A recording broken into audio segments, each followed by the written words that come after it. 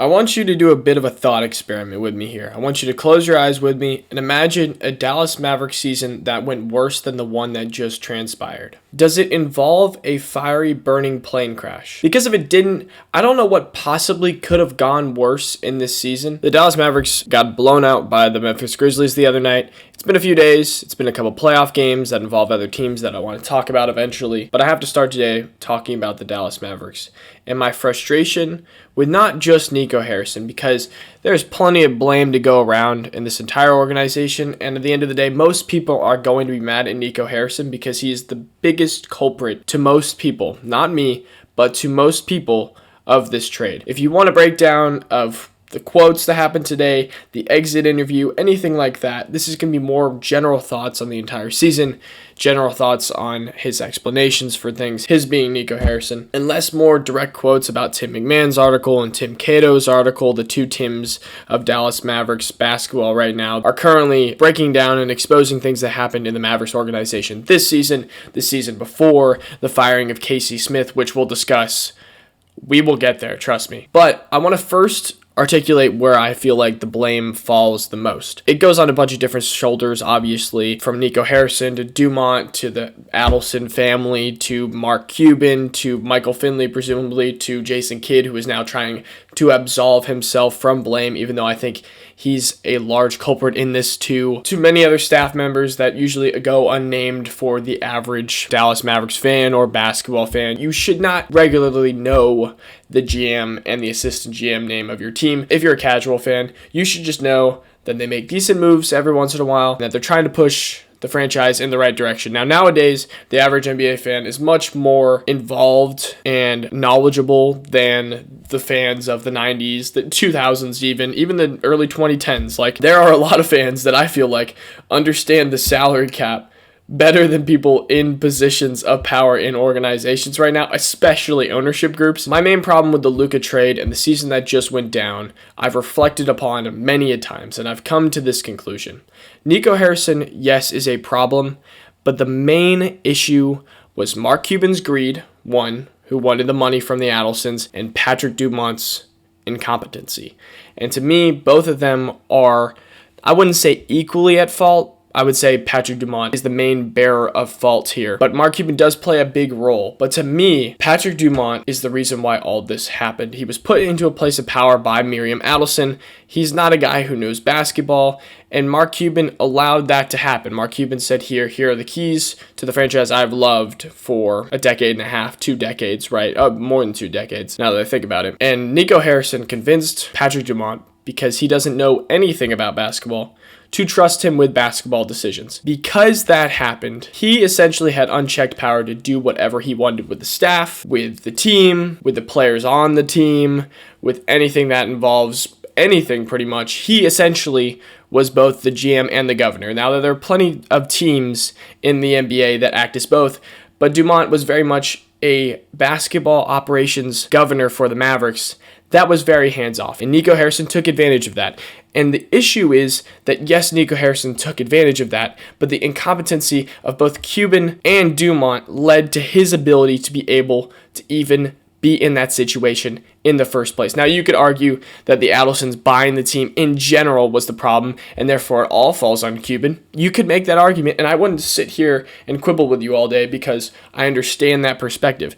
But for me, I think Patrick Dumont owns the majority of the blame here. Nico Harrison is a moron and an egotistical moron, but the bigger moron of the two is Patrick Dumont for trusting the egotistical moron. Does that make sense? So when it came out today that Nico Harrison fired Casey Smith on Zoom while he was away from the team to care for his gravely ill mother, it didn't shock me. Was it a surprise? Technically, yes, but it's not a big leap to think incompetent, egotistical asshole also is a piece of shit to his employees. Like, that's not a big jump to make, right? Everyone's had a boss they don't like. Everyone's probably had multiple bosses that they don't like. A lot of those people are egotistical assholes, and a lot of those have pressure from higher ups, so sometimes it's not necessarily their fault, but in this case, it absolutely is. Nico Harrison is not only an incompetent loser, he is also an egotistical asshole. He fired Casey Smith while he was tending to his gravely ill mom.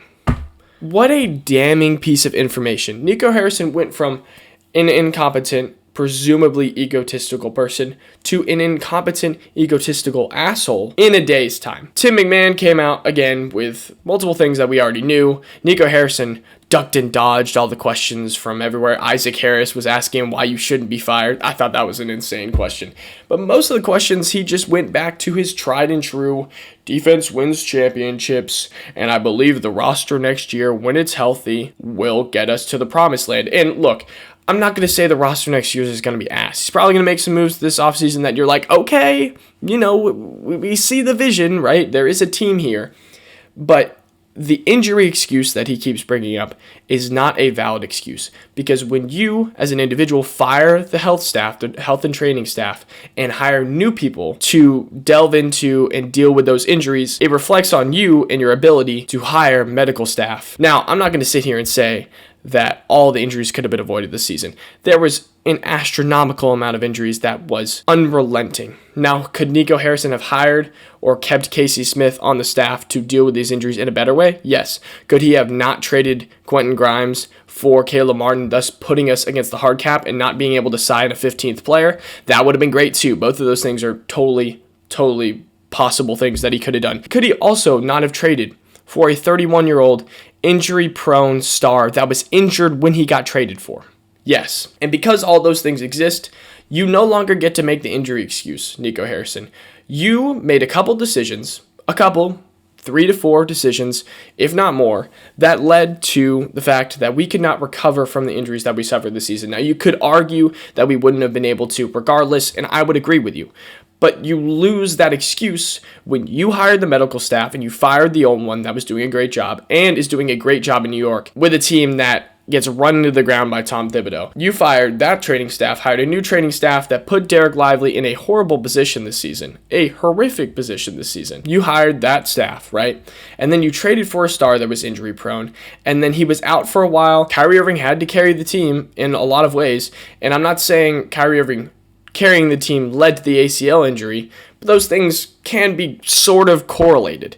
They aren't necessarily exactly causated, but they are correlated in my opinion. So when you use the injury excuse, and you personally have made multiple decisions that put us vulnerable to those injury issues, I don't see a reason why you get to stick around next season and see this through because injuries happen this season. It has absolutely nothing to do with injuries at this point. When the trade originally went down, I was like, you can't fire Nico Harrison because you can't let him make that trade and then fire him. You can't make that trade and then now realize how important Luka was to the team. Like, that's not something you get to realize afterward. That's not a decision you get to make and then immediately get fired after because the staff didn't realize, like, they were like, oh shit, oh yeah, Luka's important, duh, and then fired you. Like, that was my opinion when the trade went down. Now I feel like we've gotten to a point in which injuries have played a role, yes, but Nico Harrison has continuously mismanaged this roster, ruined the business side of this team, has lost arguably millions of fans, including pretty much all of my friends. None of them watch Mavericks games anymore. I'll be fucking damned if any of them watch that play-in game against the Nuggets, and I know for sure none of them watch that Kings game, because no one gives a fuck anymore. Because at the end of the day, the product on the floor sucks, the business part sucks, the way you treat your staff sucks. And if one of those sucks, you can keep your job, right? But if all of them suck and it's because of your decisions, at some point you reach a precipice in which you have to be eliminated. Your job has to disappear. You are no longer allowed to stay as the main decision maker of the Dallas Mavericks. You have shown multiple times that while yes, you can make decent trades, you were also the guy that traded for Grant Williams. You were also the guy that tried to trade for Kyle Kuzma, who had 22 minutes the other night and 0 stats. He had a 20 trillion game, a game that hasn't been done since Tony Snell. You made one of those moves and tried to make another one of those moves happen, and the only reason that one of them didn't happen is because the player didn't want to go to your team. I would say you're lucky in that instance. So the good things you did do are being minuscule now, and the bad things you have done are being exemplified. And because that's the case, there's simply no other decision Patrick Dumont can make at this point than fire you. You have to go this summer. And he's not going to, and this is a plea with the Dallas Mavericks organization that is going to fall on deaf ears because Patrick Dumont, at the end of the day, can't fully trust in this guy in February to trade one of the greatest Mavericks of all time. He can't trust in him to do that. And then 3 months later be like, you guys were right. Let me fire him now. Like, imagine the PR disaster that is. I understand that. But I think we've reached a point where that PR disaster would not only be accepted, but it would also be a start of a new beginning. If Patrick Dumont fired Nico Harrison at the end of the day today and was like, all right, it's over, and I will hire a hiring staff to find us a new general manager that actually knows what the fuck they're doing, and then that staff also can hire other basketball operations people. Maybe Michael Finley can keep his job. I want to wear his jersey again. I don't want to hate the guy, but he was definitely part of this. They can hire a new training staff. As much as I hate firing training staffs that are qualified, it came out that it feels like those guys are not particularly qualified to be doing their job, especially in the instance of Derek Lively's injury. So I don't feel bad watching them go, because at the end of the day, if you're not qualified to be doing these things, if you're just a personal trainer, at some point that's almost borderline illegal as far as I can tell. So here's my opinion at the end of the day.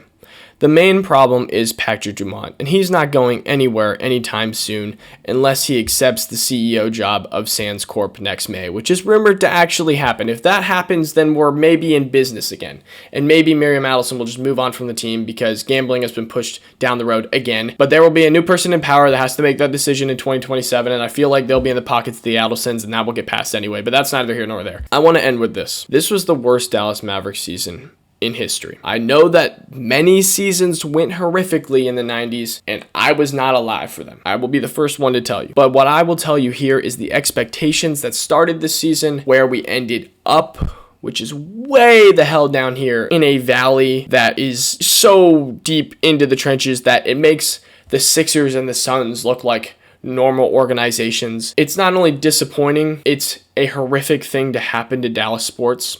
And Paige Beckers, please save. Also, I don't think we deserve Cooper Flagg. If we get Cooper Flagg in the draft, the NBA is rigged. I mean, it probably already is, but it's definitely rigged. And I would hate to see that, because I would hate to see Cooper Flagg come in here and save Nico Harrison's job. I need Nico Harrison gone. I need Patrick Dumont gone yesterday. And I feel like Nico Harrison getting fired is a possibility. And I feel like if Nico Harrison gets hired, then Jason Kidd is going to do damage control and eventually end up in a job elsewhere. He'll be, mutually let go of by the staff and him, I have no other words. I shouldn't say that. I have a million other words, but I wanted to focus on the exact thing that I think is the problem. Cut the head off the snake. Fire Nico Harrison, get Patrick Dumont to do literally anything else, and then maybe the fans can move on from there. And Anthony Davis, you deserve better. Anyway, y'all take care.